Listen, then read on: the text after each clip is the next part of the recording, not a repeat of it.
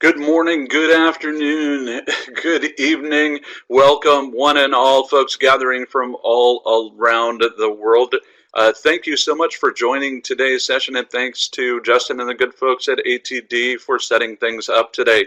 I'm Dr. Alan Partridge, Senior eLearning Evangelist from Adobe, and I am absolutely thrilled, as always, to be here with each and every one of you today for today's session, Building a Modern Learning Culture with Adobe Captivate.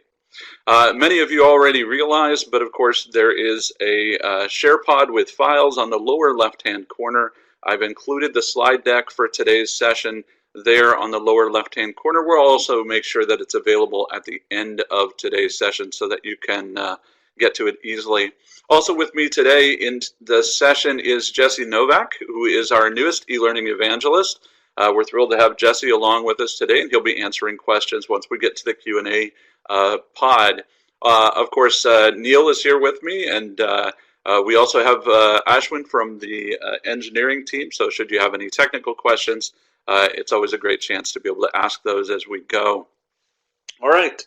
Well, without any further ado, today's session, of course, is being recorded. We do record each and every one of these sessions, and they're always available for free on demand after the session. So if you happen to miss anything, or if you want to share it with a friend, you can always come back and share those as well later on.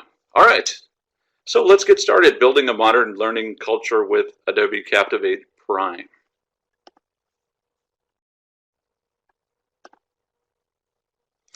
For those of you who may not have met me or haven't had a chance to come to one of our conferences, I should mention, by the way, well, I probably shouldn't mention because it'll be one of those torture kinds of things. You may realize that each year Adobe traditionally has an Adobe Learning Summit where we talk about Captivate and Presenter and the new Adobe Captivate Prime. We generally do this in Las Vegas in the fall. This year we decided that it wasn't really fair that all the West Coast folks were getting that advantage. So this year, we're now having the first East Coast Adobe Learning Summit, and that is in Washington, D.C. on the 17th of May. Unfortunately, I'm told that it's sold out. So, so if you haven't already signed up, that news came a little late, but it is good to know that we are doing the East Coast one, and it sounds like it's going to be a hit. So hopefully we'll be able to have two Adobe Learning Summits every year, and that'll be a lot of fun. To be able to do that. That's me on the screen. I am Dr. Alan Partridge. I am a kind of an education and learning fanatic. I love to hike, and I live in the Willamette Valley here in Oregon, which is just beautiful, beautiful country for being able to go climbing and hiking and all those kinds of things. So I thought that that might help. For those of you who haven't met me, that's what I look like, and I'm a little bit fanatical in my passion for education and training. Excellent. So I thought, just by way of kind of giving you a sense of what we're thinking about today, it might help to say, you know, that the core of today's conversation is essentially about the difficulty that you can face when you're trying to migrate away from the kind of embedded traditions that people have in your organization that are in some ways kind of impeding or hampering overall learning. And I thought we might also talk a little bit about why change like that is really critically important to the success of your business. And I thought that we could also take advantage of that to talk about how. Get a little bit of a sense of how, regardless of what learning management system you're using, regardless of what kind of training you're developing, how can you begin to evolve into providing training materials and experiences in a way that supports your organization and in a way that maximizes your ability to provide really meaningful training for everybody in your organization. As always, we'll keep a kind of a grain of realism about this, so we won't be too idealistic. We'll talk about ideas, and we'll talk about some ways that things can happen, but we'll also couch them in a framework of, you know, you got to work in the real world, and people don't always fall into line just because you have a great idea. So we'll try to address some of those things too that maybe can be helpful as we all join in this struggle to kind of find the transition as learning moves from a kind of a tradition of not much more than compliance and page turners, all the way into something that's much more deeply ingrained in your entire corporate culture or your organizational culture. All right. So, by the way, I've left open a discussion pod in the lower center quadrant for you. And I've got the Q&A pod over on the left-hand side. So you may be wondering, well, wait a minute, why should I use one versus the other? Well, if you have a question that relates to something technical, or you want to make sure that you get a very specific answer and you know it may take somebody a minute or two to answer it, go ahead and put it in the Q&A pod. If, on the other hand, you just want to continue the conversation, or if you're responding to a question that I've asked you in the session, then go ahead and put that in the Let's Discuss chat pod. All right.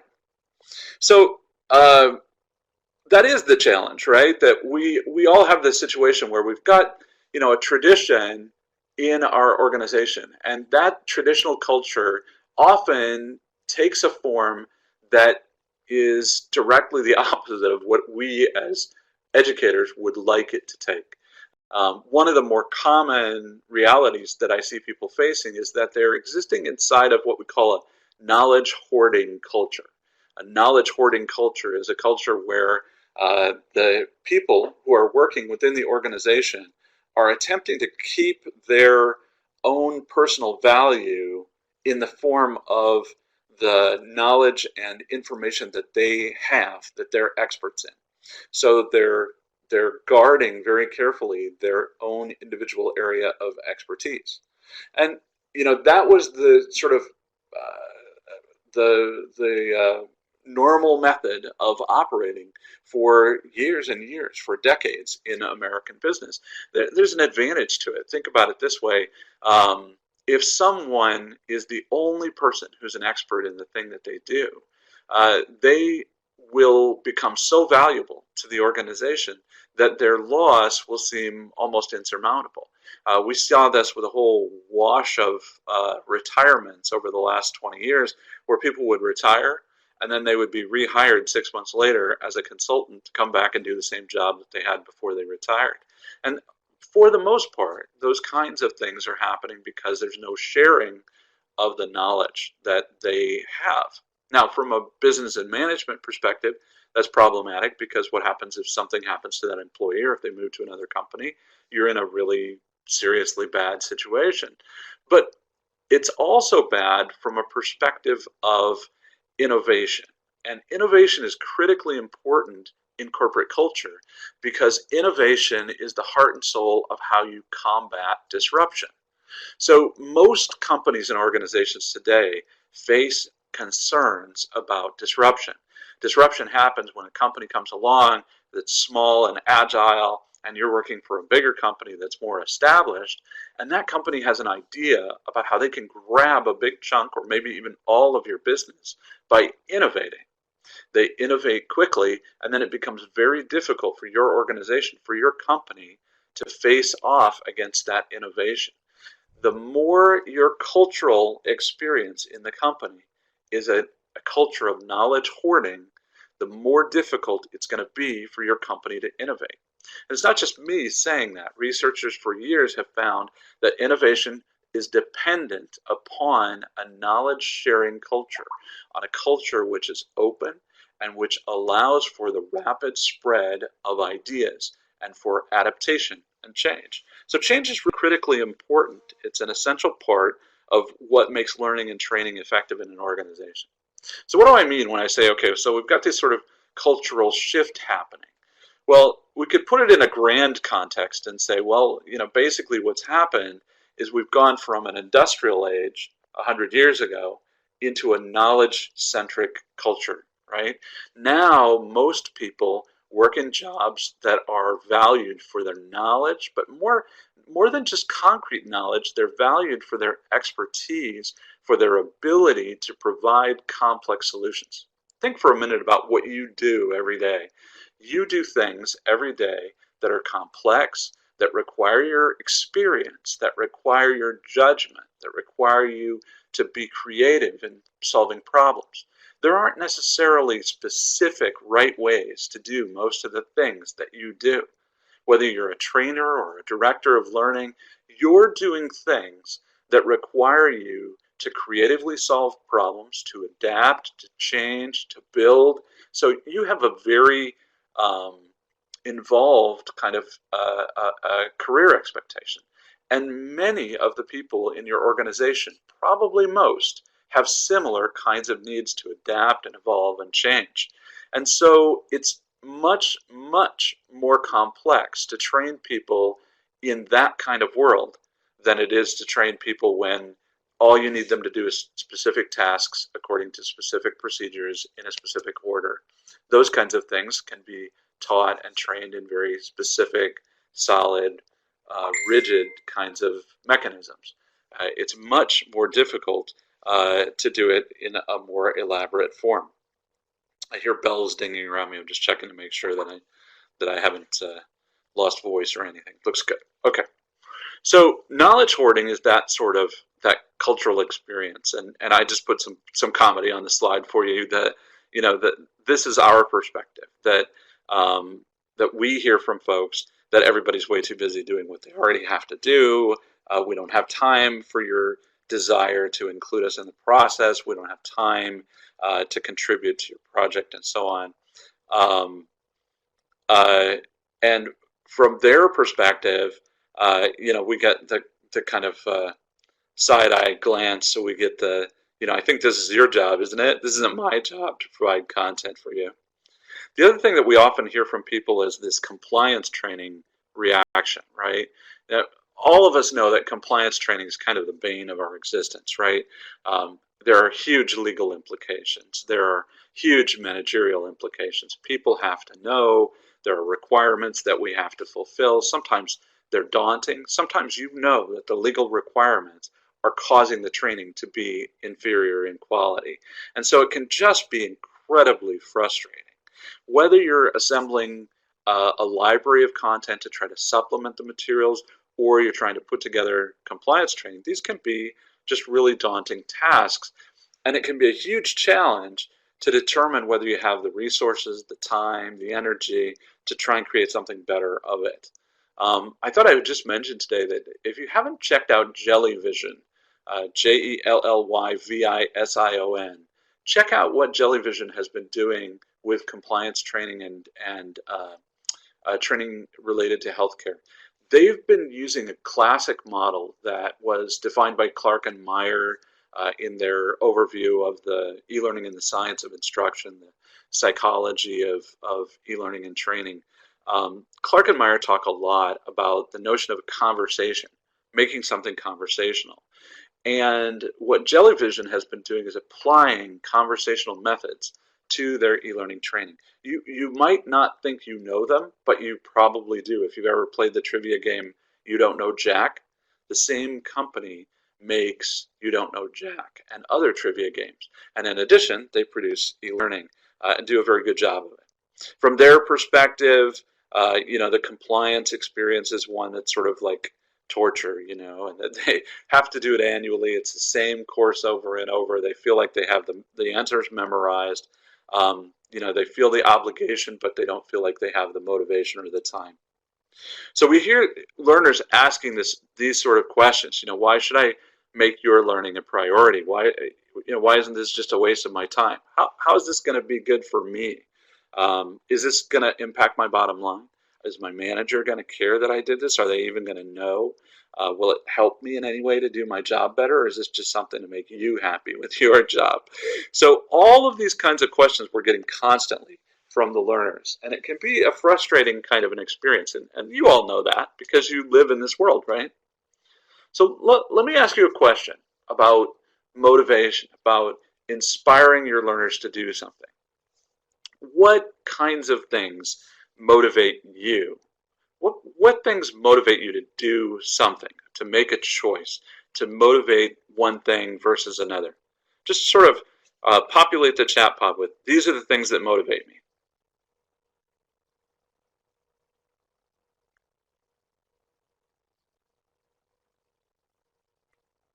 If I'm interested in it, if it's good for me, if it improves myself or my career, if it's the right thing to do, understanding how it benefits me, the possibilities. It's fun. If it's fun, I want to do it. having a measurable outcome, something I can see as a result, a sense of personal pride, fits my personal or professional goals. Um, Excellent. Makes me feel good. It fills a need. It's engaging. It challenges me. Excellent. Patsy points out that if it's challenging, that's something that motivates her to participate. If it's relevant, if it helps others, if it lets me engage with colleagues or relate with colleagues. Excellent. These are all excellent answers. And now let me ask you, what kinds of things demotivate you? What kinds of things really get you like not interested? Make you like, I don't want to do that. It leaves a bad taste in my mouth. I have no interest in doing that thing.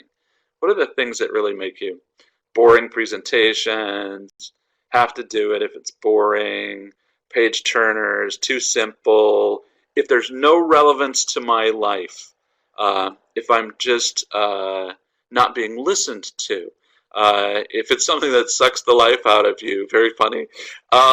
When the team is not open to change, if it's required, it automatically makes me feel like, too much gamification.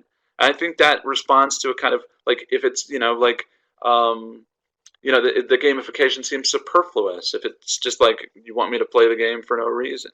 If it's something I already know. If it's something that's not well organized. Excellent, excellent answers, everybody. So I think that you've hit the nail on the head. And those are very often the same kinds of things that the people who are learning from you are also motivated by and are demotivated by. There's a very interesting speaker named Daniel Pink. And you may be familiar with Daniel Pink already. If you're not, there's a hyperlink there in the slide deck that goes to his TED Talk. Don't jump to it now because you'll run away into his TED Talk and it'll be very hard to pull you back. But you remember you can use this slide deck to jump to it after the session. So one of the interesting things about what Pink has to say is that there are extrinsic and intrinsic motivators. And Pink points out that both extrinsic motivators and intrinsic motivators can have positive as well as negative kinds of effects. But what's interesting about what Pink summarizes is that the only quadrant, whether it's external negative reinforcement, external positive reinforcement, internal negative reinforcement, or internal positive reinforcement, only internal positive reinforcement has a long-term sustainable motivation. In other words, you will get short-term results in many cases if you say, hey, do this for a reward. But it will not create a learning culture because it's not sustainable, right? In other words, you will get some short-term results if you use a stick and you say, I'm going to fire you, or I'm going to report you to your manager, or I'm going to hurt you if you don't do this task. That's that required thing that somebody mentioned. But you won't get long-term sustainable results. The only way that you implement a learning culture is by giving an option which is both positive and internal, right? So that's quite a challenge, right? I mean, remember I promised I'd be realistic. Well, realistically speaking, intrinsic motivators are inside your learner. So that's going to be a challenge, right? To try to figure out how am I going to encourage that learner to be internally motivated. It's something that I can't obviously have direct control over. And so Pink actually dove into this a little bit more. And I love what Patsy just said, awareness, because I think that awareness is really an important part about this. And I love that somebody else is talking about Edward Deci, Richard Ryan, self-motivation theory. There are wonderful things out there on all of these tracks, and we'll talk about some more of those today too. So, Pink goes a little bit further, and he identifies these basic factors that are important that you can do to aid in somebody forming an intrinsic motivation. He lists them as autonomy, mastery, and purpose. And the basic notion here is that when we have a sense of autonomy, of self-control, self-determination, self-directedness, then we're more likely to feel motivated. think back to what people said in the chat pod earlier. Somebody said, if it has a purpose to me, if it's meaningful, if I understand the purpose. Someone else said, if I can clearly see, what the outcomes are and why this is valuable. In a previous session, I had someone answer and say, I just want to know that it's not a waste of my time, or that it's not kind of a completely moot point, that it's not going into the void with no meaning. So I think that that's all about autonomy and a sense of self-directedness and purpose. Mastery is also an important element that Pink identifies, and that is that urge to get better at things. Remember somebody when we were talking about, what's the what motivates you? Someone said, if it challenges me. And when we talked about what demotivates you, somebody said, if it's too easy for me, right? That's mastery, the urge to get better at things. Think about the things that you do in life. Maybe you have a hobby, maybe you play games, maybe you do, gardening or something. Well, you have an instinctive, inherent desire to get better and better at the things that you do. Love to cook? Well, you probably love when you learn to cook a new dish, and you probably love to share it, and you probably love to improvise on that dish, and maybe then that motivates you to do another new dish. And as you develop expertise in any field, that increase in mastery really motivates us all and makes us feel driven to do more and to improve. I love thinking about this in the context of games, because think about what we do in games. We level up, we improve our skills. So we're very, very succinctly upskilling, right, in a game environment, which is pretty awesome. And so the last one Pink gives us is this sense of purpose, a desire to make a contribution, to make a difference. I remember someone said that one of the things that motivates them is to contribute to the team, to contribute to others, to be a positive force in their overall experience. So some great ideas. I love this article from HR Zone by Steve Smith, and you'll see that it's linked here. It includes this nice little table, and one of the reasons I love it is because as I was thinking about the work that Pink was doing, I was thinking, it's that old saying, there's nothing new under the sun, right? If you really think about what Pink has to say, most of it can kind of be broken down into Maslow's hierarchy of human needs. So if you had basic psychology when you were studying, you probably got a little bit of Maslow. If you haven't, it's a basic concept that says, we have to have basic survival, our food and shelter taken care of before we as humans are capable of thinking about anything else. And then after that, we have to have basic security. We have to feel like there's something keeping us protected. But after our basic human needs, our lowest level instinctive needs, and our security, then we start to move into motivations, doing things because of other reasons. And Maslow argues that love and belonging is that third level reason. The article from Steve Smith in HR Zone is very interesting because it takes these concepts of love and belonging, importance, and self-actualization and maps them to the engagement levels of learners and the kinds of activities that are likely to motivate learners and provide additional motivation. And you can see how easily these concepts apply directly to the kinds of things that Pink is suggesting. And the kinds of things that we listed for ourselves here today about things that motivate us and that encourage us to participate in the overall learning experience. When we get all the way up to self-actualization, that's where people are feeling like they want to participate because they want to give back to an overall culture. They feel at ease. Now, I also want to just take a moment, look at the bottom of Maslow's hierarchy, survival and security.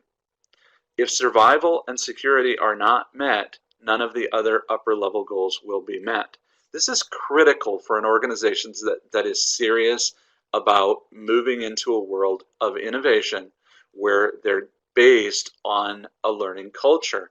Because if management can't come forward and provide absolute certainty of survival and security for all of the employees, an environment which feels safe, then the employees will simply not be able to do anything but worry about their own security and survival. Knowledge hoarding cultures are about security and survival, Knowledge sharing cultures are about belonging, self-importance, and self-actualization, and about the things that bring groups together to accomplish big things. So it's absolutely critical to have managerial buy-in as you start to look at moving into a learning culture that's based on this idea of learning motivation. Cool. So I love that you guys are having a conversation here too. It's a fascinating conversation, and I like that it's kind of, you're playing with the idea. It looks like you're playing with some of the notions of parallels between gamification and games and such things. So up to now, I've been talking to you about what other people have to say. Always the realist. I want to bring it down to earth. So I made this list of, my own ideas about things that you can do to start some of this, to bring about autonomy, mastery, and purpose in a very real way. So this is me. This is not somebody else. So I thought about it in these ways. You want to remove barriers to success. So you want to take away the obstacles. Provide options. So you want to provide some options, some opportunities for belonging.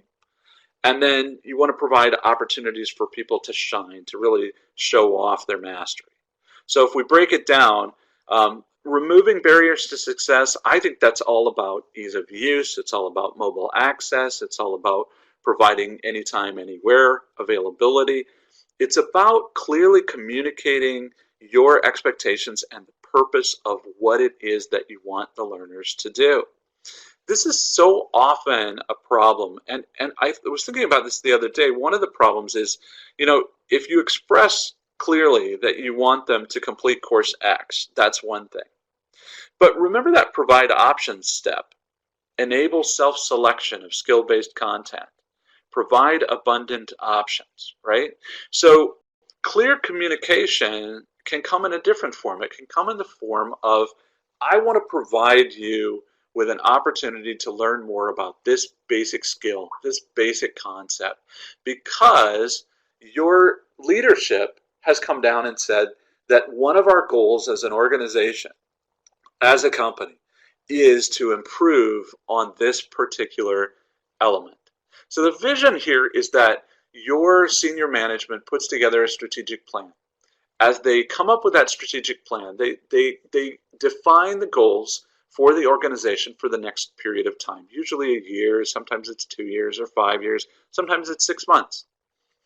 And so they define specific things that they want to accomplish. Maybe they want to expand their engineering innovation efforts in and around JavaScript, or maybe they want to improve their penetration into European markets, right?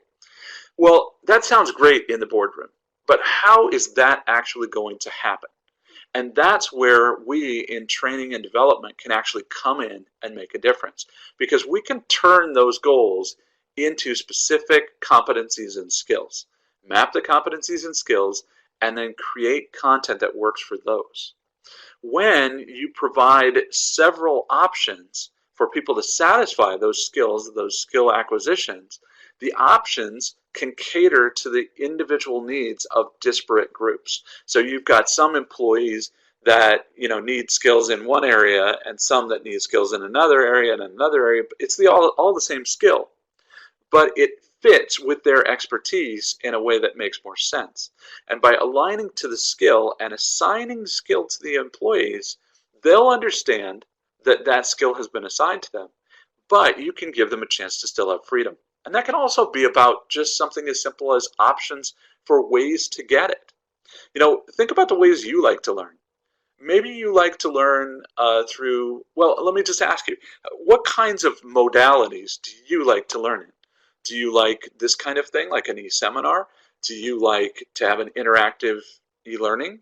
Do you like to have a training session where everybody has a camera and a voice and they can have a discussion? Do you like to have face-to-face learning? Just kind of throw out, what kinds of things do you like? YouTube, says Monica. Self-paced, blended. Love the interactive and direct feedback. Face-to-face learning or mobile. Excellent. Teachbacks.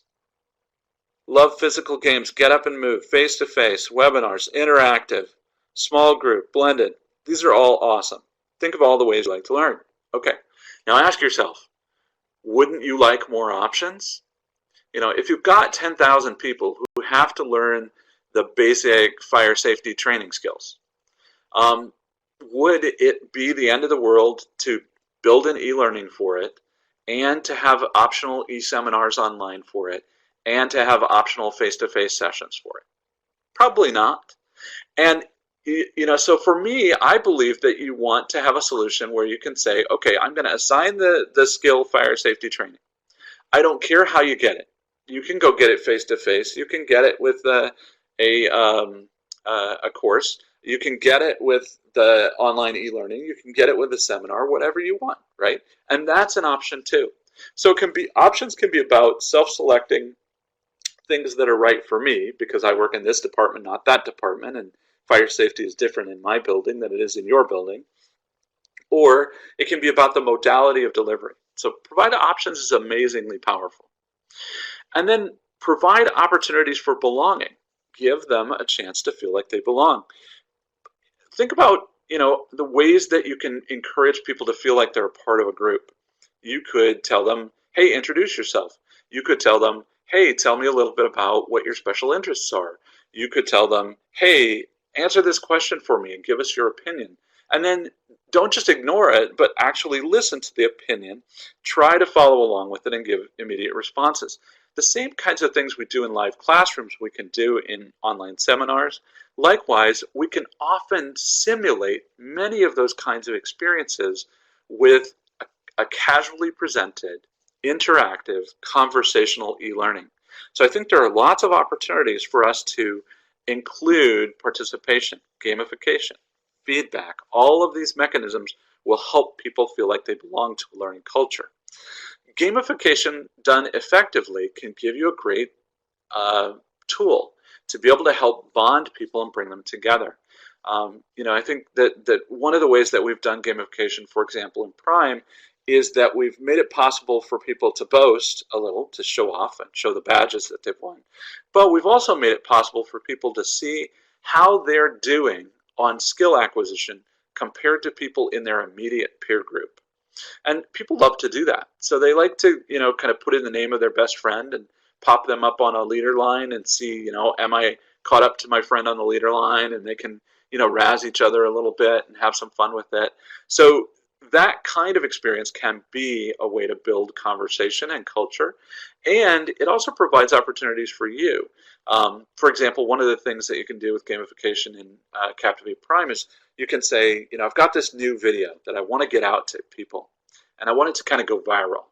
So you can actually say, I'm going to give 100 gamification points to the first 50 people who take this e-learning training with the video. And so now that the email that went out basically says, hey, if you want some gamification points, take this video. And instead of having people sort of wait until the last moment at the due date to take the video, now they're incentivized to actually jump in and do that kind of an activity. So gamification can be a great motivator. It can also provide some experiences that build community, that bind people together and help them understand, where they fit in relationship to others. But it can also help guide them. It can help communicate what goals are most important. The gamification, for example, aligns to upskilling. So if you want people to upskill on a specific metric, you assign the skill to them. They then get extra gamification points for upskilling. And it always surprises me how many people in corporate cultures don't actually know what the strategic plan of the business is. And they often don't have a clue what they should be doing to align with the strategic plan. And this has got a lot of implications for leadership in e-learning, HR, and training. Why? Well, think about it for a second. If you're in HR and training, you're a director of learning, you're a senior learning administrator, you've got to go before that C-level board periodically, and you've got to argue with them that the training and learning that you're providing is having a deep impact. Now, the lowest common denominator is that they see you as an operational expense, and that's very common. They often see us as, oh, you're just a cost I have. So all I want to hear from you is about the compliance training you offered and that people are on track with their compliance. Okay? And that is the old world. That is the world where HR learning and training is doing nothing other than providing compliance support mechanisms and bean counting.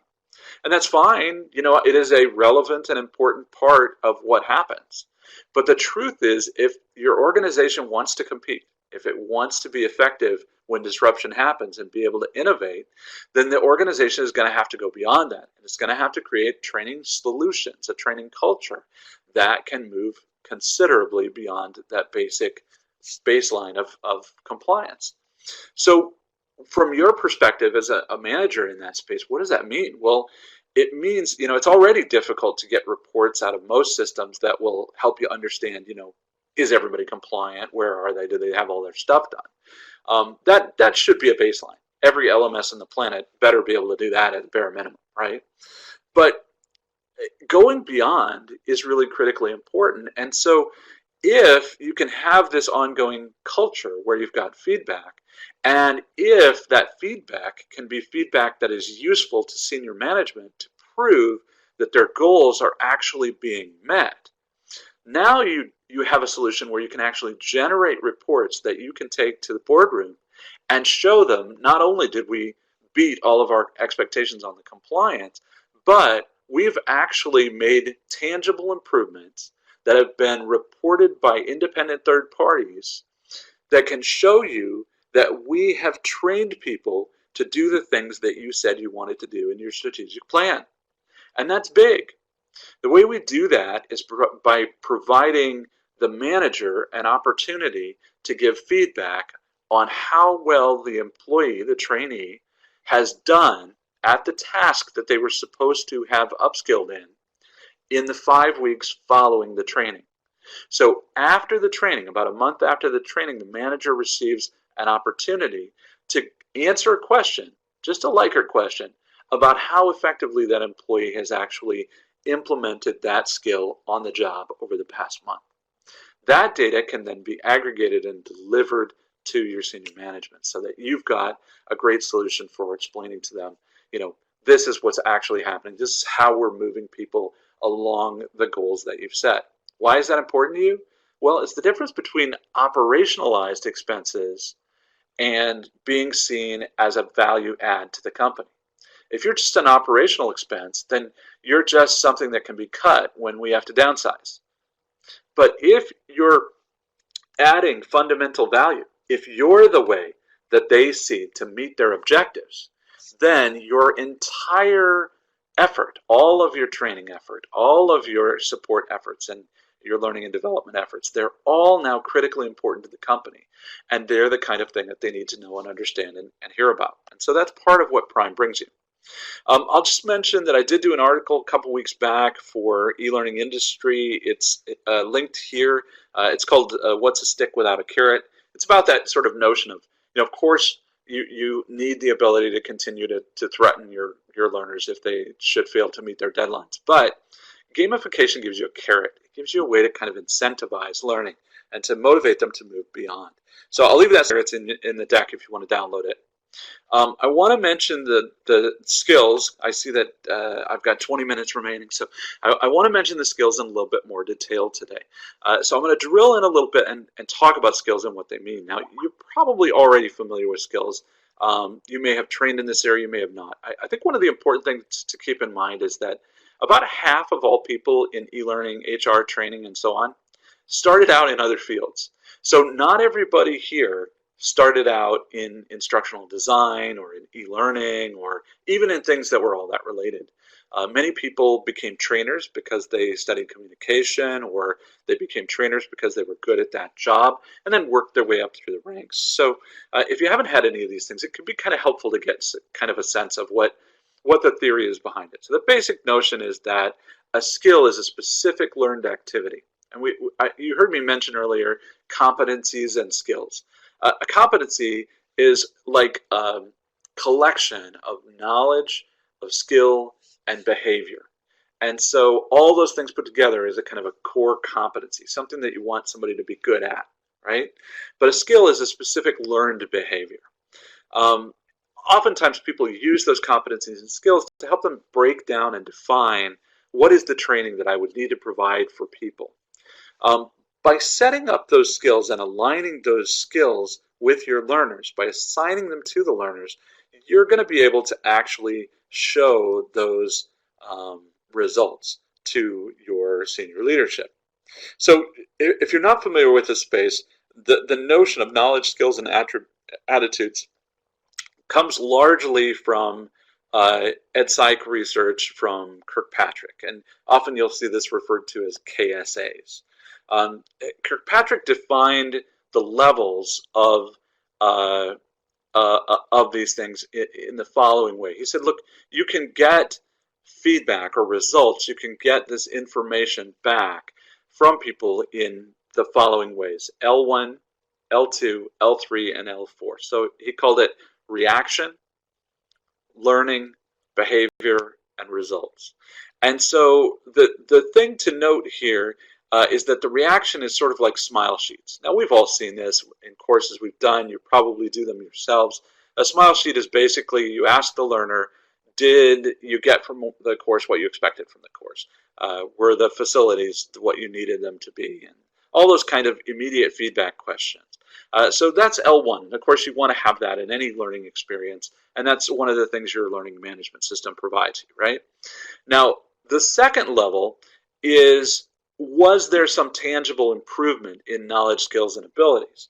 And so you can measure that by the interactions that happen inside of your e-learning content, or by the fact that they did it. Sometimes just done is good, right? And that tells you that some knowledge, skill, or ability was gained. Sometimes you want to test them, and so you'll get kind of a quiz or an examination, and you'll get the results back. You may even take that all the way to a certification. And then sometimes you'll want this L3, which is a behavior. Is the knowledge transferred to on-the-job action? And that's where that manager's review of the performance of the trainee becomes critically important. You want to know, did this actually result in something they now do on the job? Did you get boots on the ground change? And so that is the L3, the behavior result. And of course, we support all of those in Captivate Prime. And then the last one that Kirkpatrick defines as the results. How did the training impact the business? And this is the challenge for all of us. This is determining return on investment. This is your job in managing learning and training and figuring out, how did this make an impact in the overall results of the business? Having the first three is absolutely fundamental. It's required in order to be able to understand better what's going on there. So I talked a little bit about this behavior already, so I'm going to continue jumping through. It looks like you guys are having a very interesting conversation. I love that Jesse is chirping in. By the way, for those of you who haven't met Jesse before, Jesse is our newest e-learning evangelist, absolutely fantastic with tons of experience in learning management. He brings just absolutely wonderful things to the table. So good to see that you're having a conversation with Jesse, and I'm sure that it's fascinating. Excellent. Oh, and I love that you guys are talking about the KPIs that you use and how they relate. And oh, that's so awesome. So hopefully you guys, this conversation that you're having as a side will also be supplementing your experience and giving you some new ideas. I can't wait to read it. I'm going to email it to myself after today's session. Okay. All right. So we talked a little bit about this already, the basic path from business strategy to skill-based learning. But I wanted to drill just a little deeper on it, because I thought I might have a little time for it, and it's really kind of a fascinating topic. So the notion is that your company develops this sort of business strategy. Well, you might wonder, well, what does that look like? I don't know that I've ever actually seen one. Well, the notion of a business strategy is that it defines the scope, the time frame, and the strategy or the differentiator for your business. So here, for example, is one that I've written up: double annual profits worldwide by leveraging the fastest innovation in the industry. Okay, so it's a very ambitious business strategy, right? Annual is the time frame. The scope is global because we're going to do worldwide. And the differentiator in this case is innovation. Now, your differentiator doesn't always have to be innovation. It may not be for your company. So you want to be aware of what your company's differentiator is. What is their strategy?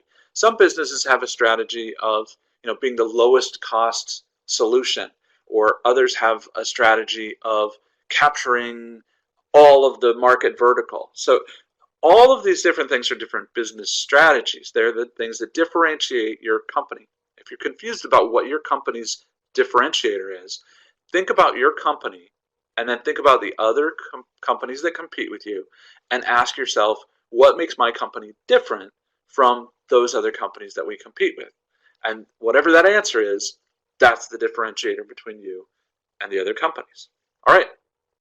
And then the other notion here around this is just that, that the critical competency requirement for most employees, because of this business strategy, is going to be innovation.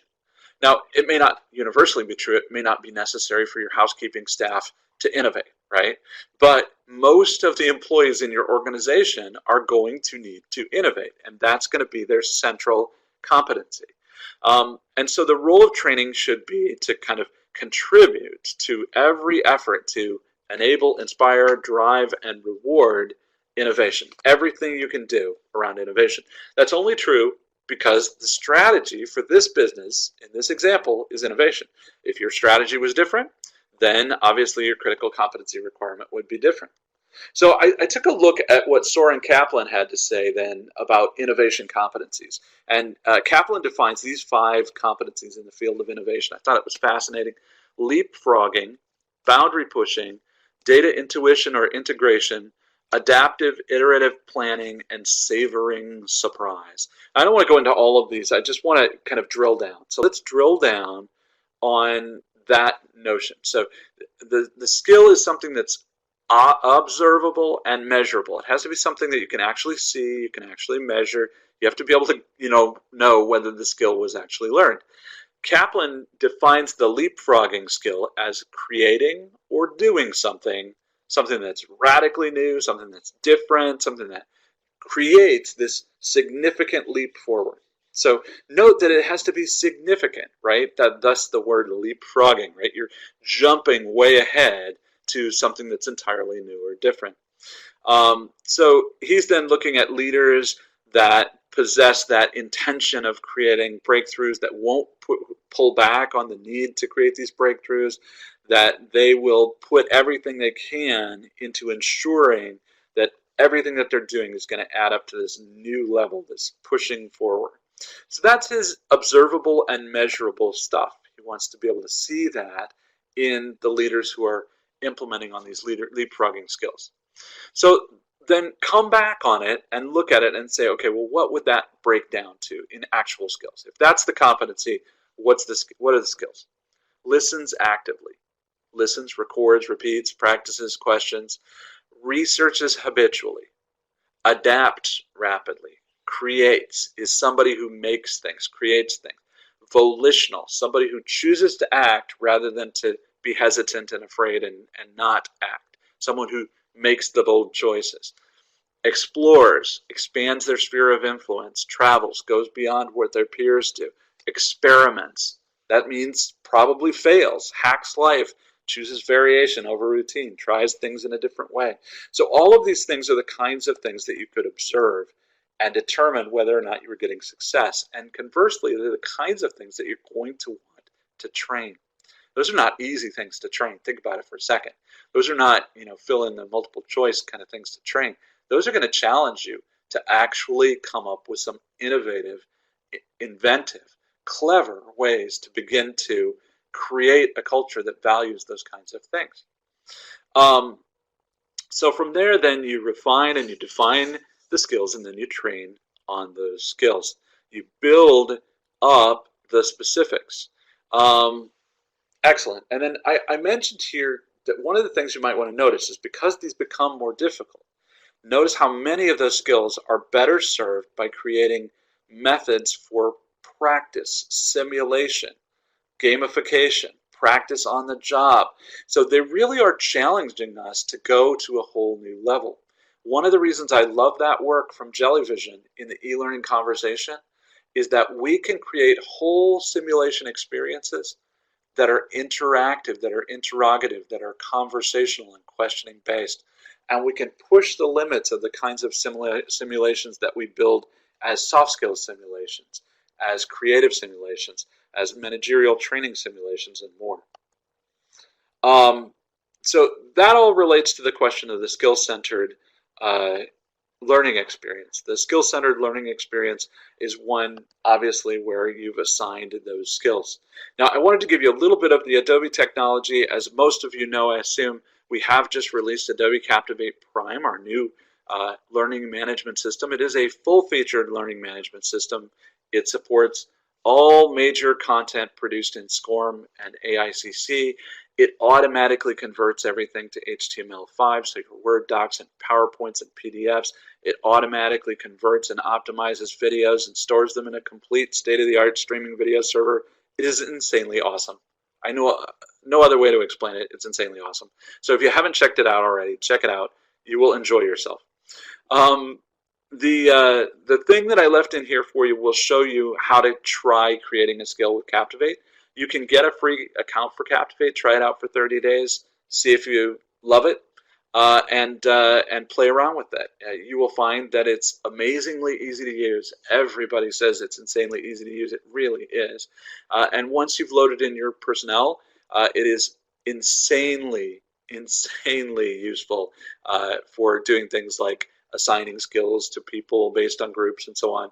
Very clever. It imports the people and figures out what groups they're in so that you don't have to, all that kind of stuff. Very simple to set up skills. You just go to the skills page under the administrator tab, and then you simply enter in the information about the skill. You can have level 1, level 2, and level 3 skills. I think of those as beginning, intermediate, and advanced skills. And of course, you can assign badges for any of those skills, and you can have as many of those skill levels as you want. Skills are kind of a great way to create a meta organization. It's another way to think of it, right? Of course, you can create organization inside the courses that you build. You can create learning programs or curricula with multiple courses that you build. You can even create blended instructional programs in Captivate Prime. But skills give you a way to set up these solutions where you say, this is what the skill that I want you to learn. And then they can fill out that need with a variety of courses that you provided for them, with a variety of blended learning solutions that you provided for them, with a variety of learning programs. So you really are giving them the opportunities to self-select. Excellent. Octavia, by the way, asked about whether or not Adobe Captivate Prime is in the cloud. It is in the cloud, and it is Captivate Prime is built on Amazon Web Services, which is state-of-the-art, state-of-the-industry, and backend. In addition to that, we use Akamai streaming services to guarantee a distributed network so that it's a global distributed network with 1,000 regional hubs in every region on the planet. In addition to that, we use Brightcove streaming services for the video. So we automatically convert and provide the video stream for you so that you don't have any more headaches. Upload video in any major video file format, and it'll automatically stream back down to your learner. In addition to that, we automatically convert Word docs, PowerPoint files, PDF files. They all go into what we call the Fluidic Player, which is just an amazing, cool, new solution that engages the learners and pulls them into a unified experience, even for blended instruction. So some really nice stuff to think about. We're at 10:54. I know that you guys are going to have questions, so I'll mention that Adobe Captivate Prime has mobile solutions that it looks and feels the same to the learner, whether they're on a mobile device or whether they're on a desktop. And one of my favorite features is that it provides you the opportunity to really use it on the go, because you can download the course content to your mobile device, whether it's an iPad or an Android, and you can take it offline. It has smart resync with the network. So as soon as your device rediscovers a network, even if you went offline for a while, as soon as it rediscovers a network, even if you finish the course while you were offline, it'll resync with Prime and submit the scores. So the learner doesn't have to do anything. No special need to relog or any of that kind of stuff. Excellent. So with that, let me see if I can answer some questions. Oh, people always ask me about the reporting as well. The reporting is pretty darn cool. It's template centered so that you can create custom reports. The nice thing is that it has dashboards, and not only can your managers get to the dashboard, but your administrators can.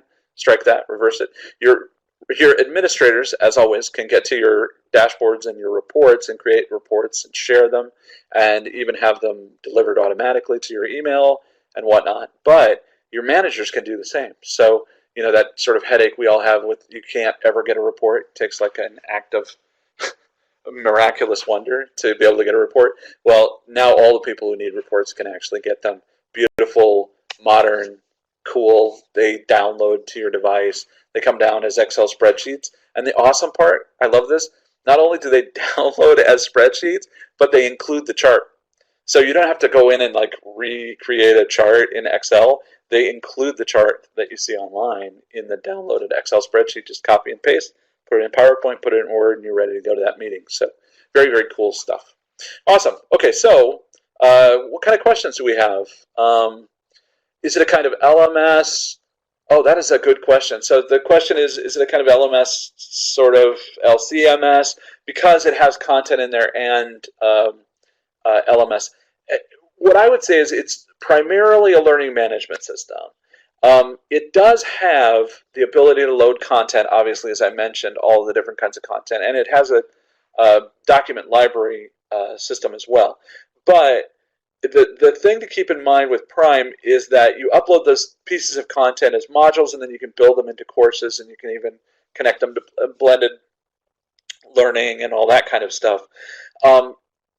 Prime, however, unlike a LCMS, like what we would call a learning content management system, an LCMS I think is kind of convoluted and thick about uploading new content. So if let's say I upload a Captivate file and I've got my module up there and it's my course, and then I see a spelling error. Okay, well I want to correct that, right? So I go back to Captivate, I republish, and you can publish, by the way, direct from Captivate and Presenter and so on. But and of course Storyline works and all that stuff too. So you publish straight out, and you can republish straight out, and it's going to update your file inside of Prime, right? But in an LCMS, you would publish out a second version, and then you'd publish out a third version and a fourth version, and you'd be able to retroactively go back and choose the second version instead of the fourth or the third or the first. Prime doesn't hassle with all that craziness. It assumes that if you uploaded a new version, it's because you want a new version. Now, you do have the option of when you want to deploy that update or if you want to deploy the update, but it doesn't have all that kind of miles and miles of retroing file formats. It's just you're in this one or you're in the next, that kind of thing. So that's, I think, the difference between it and an LCMS. Certainly all the video content and all the interactive e-learning content and all your Word docs and PowerPoints and all that kind of stuff do go up into it, yeah. What other kind of questions do we have? Hey, Alan, this is Justin. Just a quick housekeeping note. We had a few people asking about if they'll get a copy of the slide deck and a copy of the recording. Can you reiterate that for everyone? Absolutely. Thanks for mentioning that, Justin.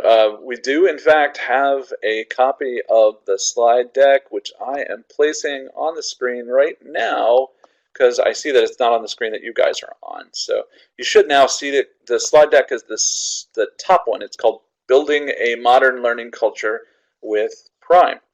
Today's session is recorded. If you'd like to see it again or share it with friends and family, you're absolutely welcome to. The recordings are made available as soon as Avranil makes it happen, which is usually about 24 hours after this session. If you're looking for those sessions, just go to the Captivate Prime link. At the bottom of the products page, whether it's Captivate or Captivate Prime or Presenter, you're going to find a link at the bottom that says, it's a big button that says see our on-demand e-seminars, and one right next to it that says upcoming e-seminars.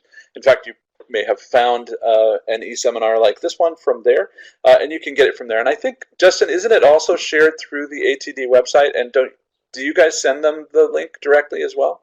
Yeah, so typically everyone will send an email out later today or tomorrow, and it will include a link to the recording. Excellent. And so you should go to the ATD website and get it. That's the best place for that. Excellent. Well, I want to thank everybody for attending today's session, especially big thanks to Justin and the folks at ATD.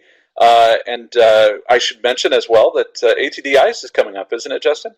It is. We're just a few weeks away now. That's awesome. I think that's the 20-something of May. Are you sold out? We are online registration is open until the 12th, so you still have another 9 or 10 days to register. Um, and yeah, the dates for the event are the May 22nd, which is a Sunday, through the 25th, which is Wednesday. And Excellent. I know you all will be in the expo hall, and I think some other Adobe people have some speaking sessions there. Yeah, we will indeed. Excellent, and we're looking forward to it. So Yeah, I'll see awesome. you in Denver, Justin, and a big thanks to everybody for attending today's session. All right. Thanks a lot, Alan. Great stuff today.